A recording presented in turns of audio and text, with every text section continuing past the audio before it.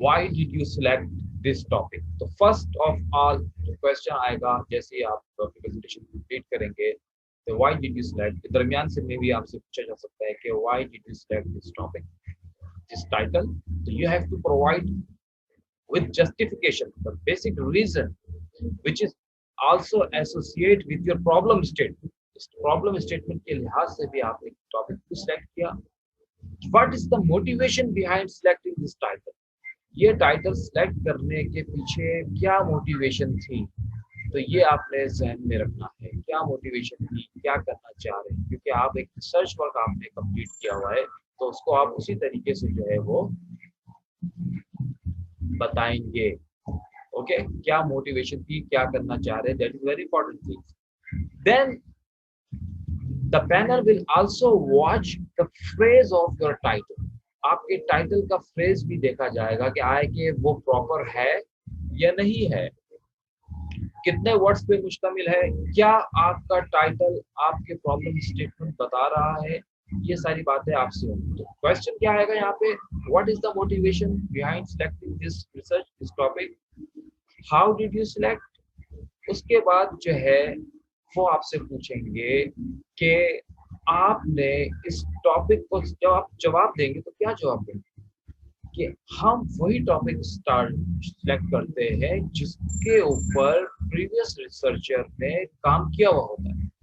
Understand, it means कि हमारे पास further research के लिए लिटरेचर मौजूद है जिसको हम रिव्यू करेंगे, आइडिया मौजूद है जिसको हम जस्टिफाई करेंगे, उस पर काम करेंगे. तो अमूमन थीसिस के टॉपिक्स में हम री इन्वेस्टिगेट करते हैं. ठीक है, सवाल ये भी हो सकता है व्हाट इज द रिसर्च, छोटी छोटी चीजें आपको जहन में रखनी है. तो लेट स्टार्ट करते हैं यहाँ पे वंस अगेन. तो यहाँ पे हमारे पास नंबर 1 पॉइंट आ जाएगा, वो है कि प्रेजेंटेशन ऑफ योर थीसिस में ready your hard copies. Number 1 point आई है, ready your PowerPoint presentation slides, ready yourself mentally and physically. ये बहुत अहम है क्योंकि आप जितना ज्यादा प्रिपेयर होंगे आप उतना ज्यादा अच्छी प्रेजेंटेशन देंगे. अच्छी प्रेजेंटेशन देने का मतलब है कि आपने अपनी बातों को समझा दिया, तो there will be less question arise against. Go through all work from chapter 1 to chapter 5. Proposal वाले हैं तो वो अमूमन हमारे यहाँ जो है वो चैप्टर 1 टू 3 कराया जाता है, यानी introduction, literature review, and then research methodology. Research methodology के हवाले से कराया जाता है. Memorise all significant terms with definition and illustration. Definition और इलस्ट्रेशन के तमाम जो डेफिनेशन है, चाहे वो आपकी कीवर्ड्स हैं, आपके वेरिएबल्स हैं, इंडिपेंडेंट वेरिएबल्स हैं, डिपेंडेंट वेरिएबल्स हैं, आपने जो मेथोडोलॉजी यूज कर रहे हैं, आप डाटा एनालिसिस में जो भी टर्म यूज कर रहे हैं, आपने डाटा एनालिसिस में मिसाल के तौर पर रिलायबिलिटी टेस्ट किया सबसे पहले डाटा को एनालाइज करने के लिए, फिर आपने रिग्रेशन किया या अनोवा किया या फाइनेंस के कुछ और टूल यूज किए, वर्टिकल और हॉरिजॉन्टल आपने जो है वो उसकी की.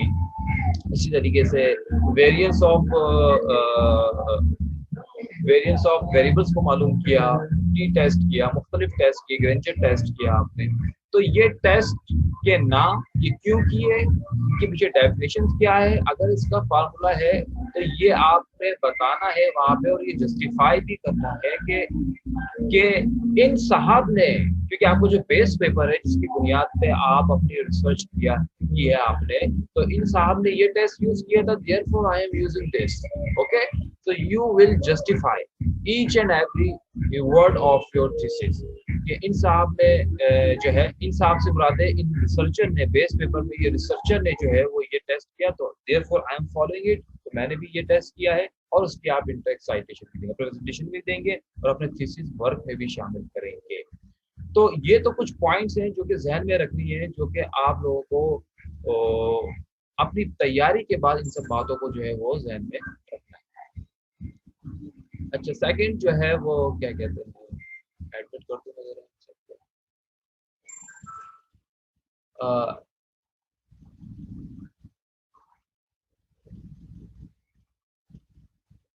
देन आपकी स्लाइड्स में से सवालात होंगे, तो आपकी जो इंपॉर्टेंट हेडिंग्स जिसके पहले डिस्कस किया, टाइटल पेज, कंटेंट्स, ये आपकी प्रेजेंटेशन की बात कर रहा हूँ, रेजोल्यूशन फाइल्स।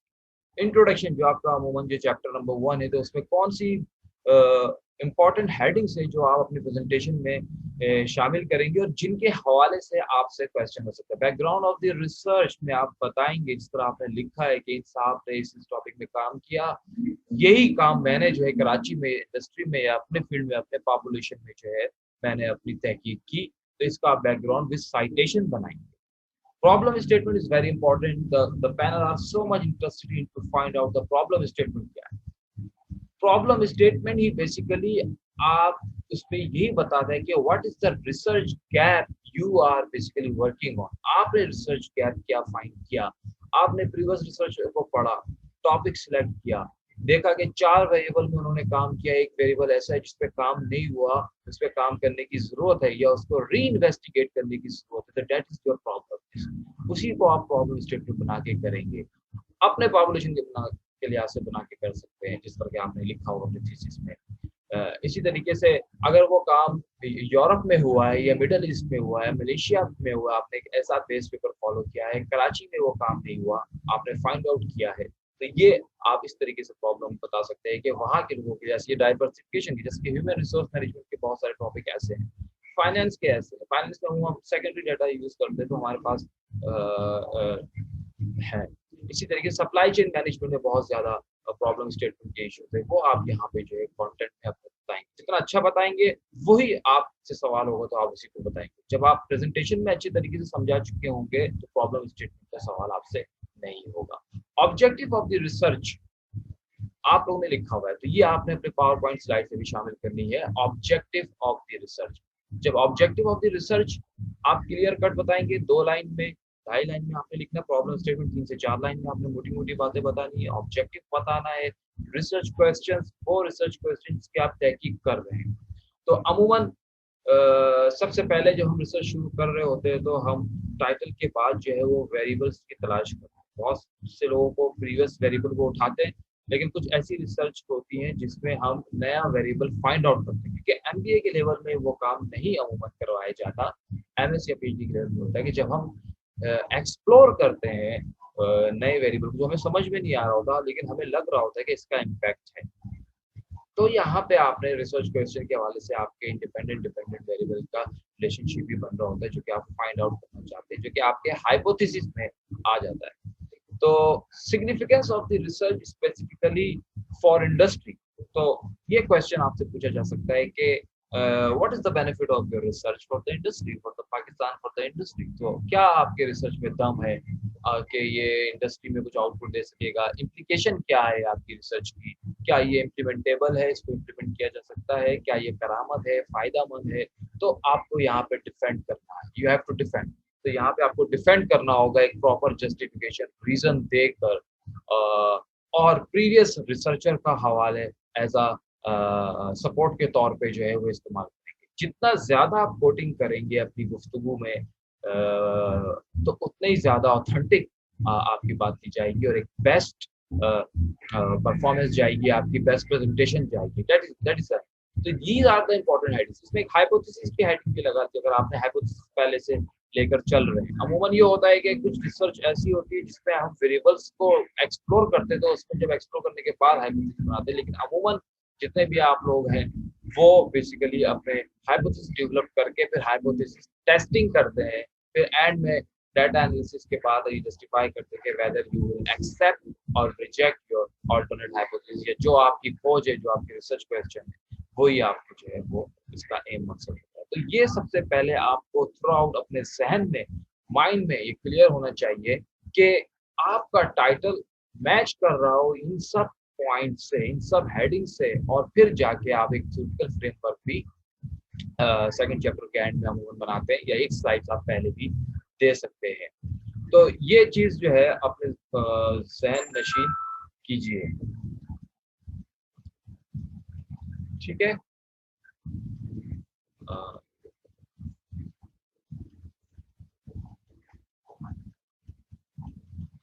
5 मिनट बाद जो है वो ये दोबारा जूम जो है हमारा ऑफ हो जाएगा, तो दोबारा आप लोग जो है वो रिज्वाइन कर लीजिएगा। तो ये बेसिकली फर्स्ट चैप्टर की हेडिंग्स थी, ये सवालात भी इसमें से पूछा जाता है कि बैकग्राउंड में तो आप बता देते हैं। प्रॉब्लम स्टेटमेंट ऐसी चीज है कि वो आपसे दोबारा आपकी प्रेजेंटेशन सुनने के बाद आपसे पूछेंगे कि आपको याद है कि नहीं याद है प्रॉब्लम स्टेटमेंट, जिसके ऊपर सारी सीक्वेंस आपकी बनती है। Significance of the research is very important. You have to justify and defend your thesis कि मेरी thesis, मेरा research work, मेरा title, मेरा topic जिस पे मैं काम कर रहा हूँ, it is very beneficial for the society or for the industry. खास तौर पे एमबीए के तो जाहिर सी बात है फॉर द इंडस्ट्री के लिए कितना कारआमद है ये बेनिफिट। तो मैंने एक चीज अगर मैं किसी इंडस्ट्री में एज अ प्रोजेक्ट लेके जाता हूँ अपनी थीसिस को और मैं बताता हूँ कि अगर आप इस पे काम करें तो you will get this benefit, there will be a lot of opportunities and it is implementable, you will get this benefit advantage और प्रॉफिट में आप इतना गेन कर सकते हैं या ये स्ट्रेटजी अप्लाई करके। तो इस तरीके से आप लोगों का जहन बना के जो है वो जस्टिफाई करना है।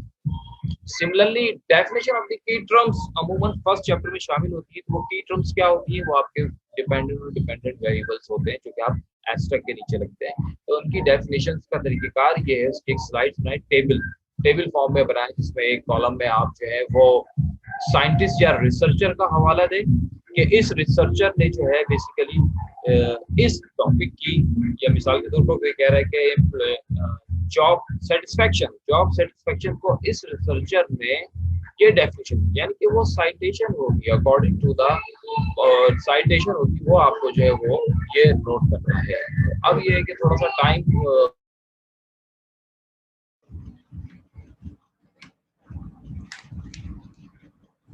अच्छा, अभी तक अगर किसी का कोई एक सवाल है कि यहाँ तक हमने अभी फर्स्ट चैप्टर को कवर किया है तो मुझे आप कोई एक रेज हैंड करके बता दें कि चीज क्लियर हो गई।